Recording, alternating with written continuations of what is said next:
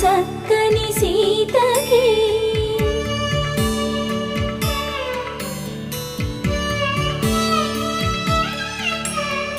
ఎర్ర జాబిలి చేయి రాముడేడని అడుగుతుంటే